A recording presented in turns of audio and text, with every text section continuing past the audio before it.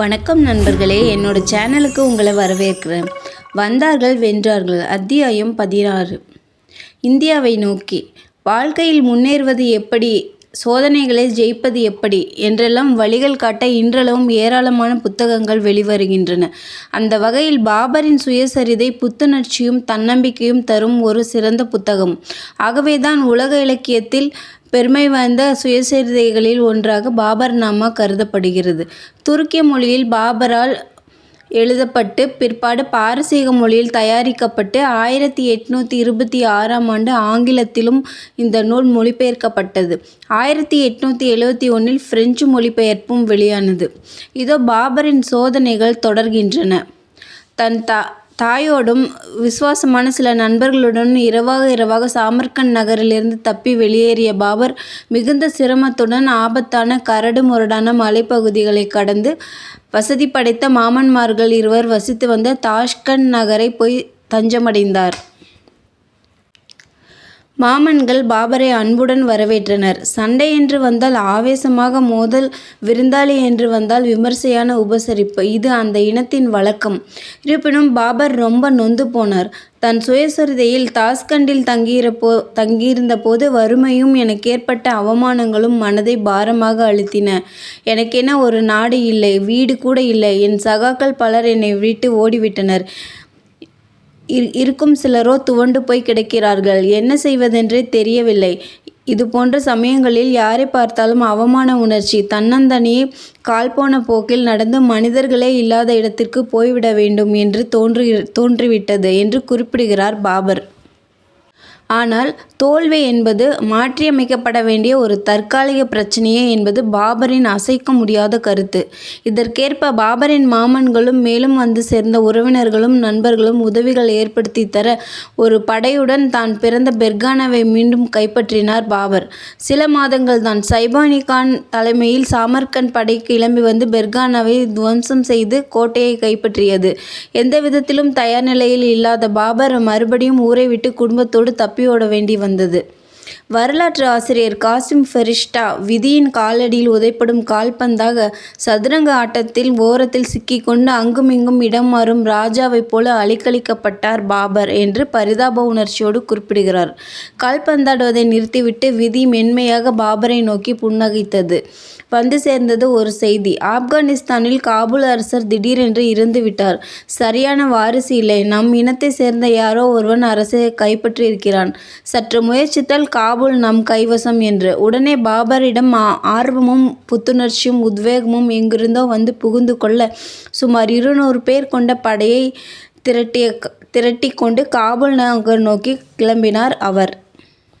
முன்னேற்ற பாதையில் நடை போடுபவர்களைத்தானே உலகம் காதலிக்கிறது. காபூலை நோக்கி பாபர் கிளம்பிவிட்ட தகவல் பரவியதும் வழிநெடுக இருந்த பல கிராமங்களிலிருந்து வீர இளைஞர்கள் பாபருடன் சேர்ந்து கொண்டனர்.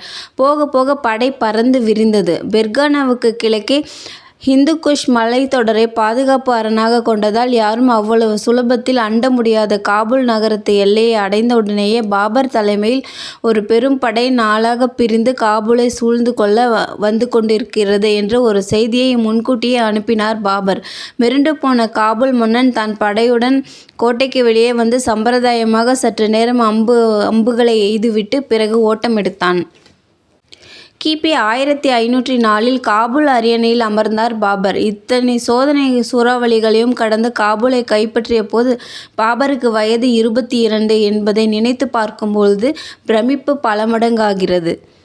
இந்த சாதனைக்கு பாபரின் மன உறுதி மட்டுமல்ல, உடல் உறுதியும் ஒரு முக்கிய காரணம். குதிரை ஏற்றம், மல்யுத்தம், வாட்பயிற்சி இவற்றில் பாபர் ஈடுபடாத நாளில்லை. தன் உடல் வலிமையை நிரூபிக்க பாபர் அவ்வப்போது தன் கைகளால் 2 நண்பர்களை அலேக்கென்று தூக்கி கொண்டு கோட்டை உச்சியில் ஓடி காட்டுவது வழக்கம். வழியில் குறுக்கிடும் எந்த பெரிய நதியிலும் இறங்கி இக்கரைக்கு அக்கறை நீச்சல் அடிப்பதும் பாபருக்கு பழக்கம். பிற்பாடு இந்தியாவில் கங்கை நதியையும் அவர் விட்டு வைக்கவில்லை.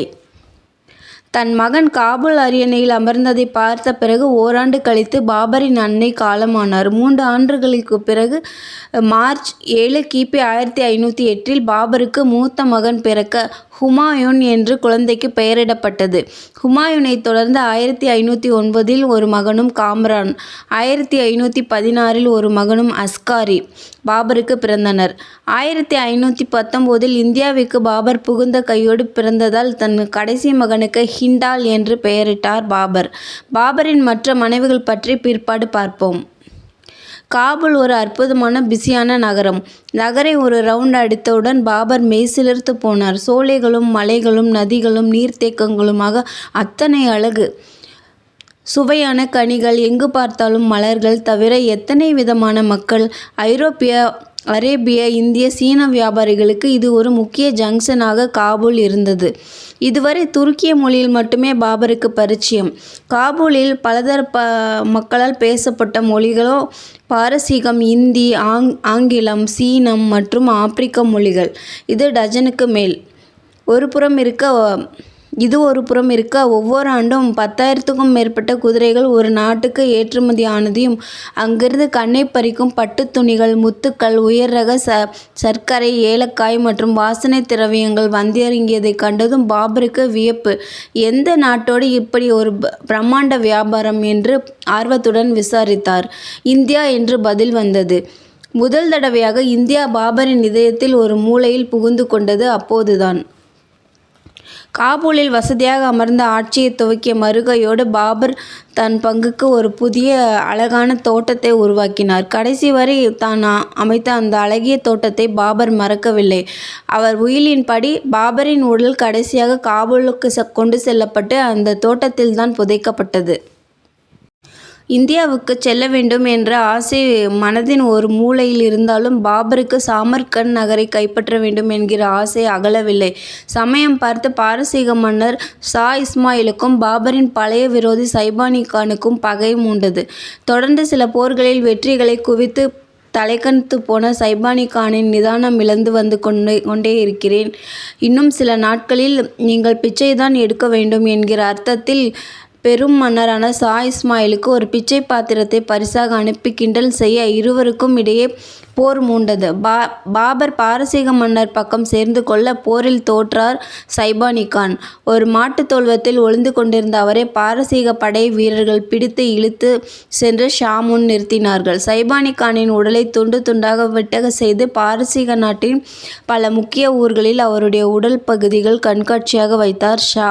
மிச்சமிருந்த மண்டையோட்டின் உட்பகுதியை தங்கத்தால் இழைத்து மதுக்கிண்ணமாக பயன்படுத்திய பிறகுதான் மன்னரின் கோபம் தணிந்தது. அதைத் தொடர்ந்து மன்னர் ஷா இஸ்மாயில் உதவியோடு சாமர்கண்ட் பாபரின் கீழ் வந்தது. ஆனால் அந்த நகரம் மட்டும் அவருக்கு ராசியே இல்லாமல் போனது. தைமூரின் வழித்தோன்றலான பாபரின் சாமர்கண்ட் பிரவேசம் அந்த நகரத்தில் பெரும்பாலான சன்னி பிரிவு மக்களுக்கு பெரும் மகிழ்ச்சியை தந்தாலும் கூடவே ஷியா பிரிவை சேர்ந்த பாரசீக மன்னர் கேட்டுக்கொண்டதற்கிணங்க அவரை திருப்திப்படுத்த பாபர் உடுத்தி கொண்டிருந்த ஷியா உடை மற்றும் தலைப்பாகை அவர்களுக்கு சற்று திகைப்பை ஏற்படுத்தியது. ஒரு ஷியா மன்னராக தோற்றமளித்த பாபரை மக்கள் ஏற்றுக்கொள்ளவில்லை. இதுதான் சமயம் என்று உஸ்பெக் நாட்டு படை சாமர்கண்ட் நகரை கைப்பற்றிய போது மக்கள் ஆதரவை இழந்துவிட்டிருந்த பாபர் பழையபடி காபூலுக்கு திரும்பினார். வடக்கை பிறகு பார்த்து கொள்ளலாம், தெற்கே கவனிப்போம் என்று சிந்தனை வயப்பட்ட பாபர் சில மாதங்களில் அடுத்த இலக்கு இந்தியாதான் என்கிற ஆசை அவர் மனதில் பெரிதாக வளர ஆரம்பித்தது. தன் விருப்பத்தை நண்பர்களிடமும் சொன்னார் பாபர். இந்தியா வர முடியுமா என்று தௌலத் கான் எழுதி அனுப்பிய கடிதம் பாபரின் கையில் போய் சேர்ந்தது அப்போதுதான். உடனே படையோடு கிளம்பினார் பாபர். உதவிக்கு வந்தோம் போனோம் என்றில்லாமல் பாபர் இந்தியாவை நிரந்தரமாக கைப்பற்ற தங்கப்போகிறார் என்ற அரசல் புரசலான கேள்விப்பட்ட தௌலத் கான் பாபருக்கு எதிராக படை திரட்டி கொண்டு மல்லுக்கு நின்றார். ஆனாலும் ஒரு முறை பாபர் காபூல் திரும்பி படை வீரர்களின் எண்ணிக்கையை அதிகரித்து கொண்டு திரும்ப வேண்டியதாயிற்று.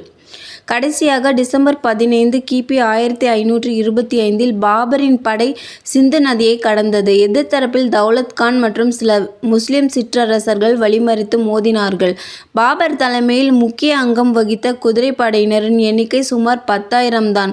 இருப்பினும் இதற்கு ஏகமாக போர் அனுபவம் பெற்றுவிட்ட பாபர் வேகத்தை எதிரிகளால் தாக்குப்பிடிக்க முடியவில்லை. மற்ற சிற்றரசர்கள் தப்பி ஓட முல்வட் என்ற ஊரின் கோட்டைக்குள் ஒளிந்து கொண்டார் தௌலத் கான்.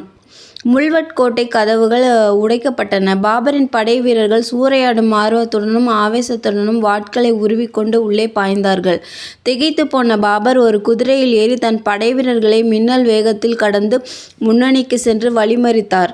அதற்குள் அந்த தளபதியின் தலைமையில் சில வீரர்கள் வீடு ஒன்றில் ஆர்ப்பாட்டமாக நுழைய முனைந்தது பாபர் கண்ணில் பட, பாபர் கையில் இருந்த வில்லிலிருந்து சீறி பாய்ந்து சென்ற அம்பு அவருடைய தளபதியை வீழ்த்தியது.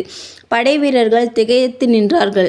பெண்கள் பக்கம் யாரும் நெருங்கக்கூடாது, வீடுகளில் யாரும் மண்பாண்டங்களை கூட யாரும் தொடக்கூடாது என்று கர்ஜித்தார் பாபர்.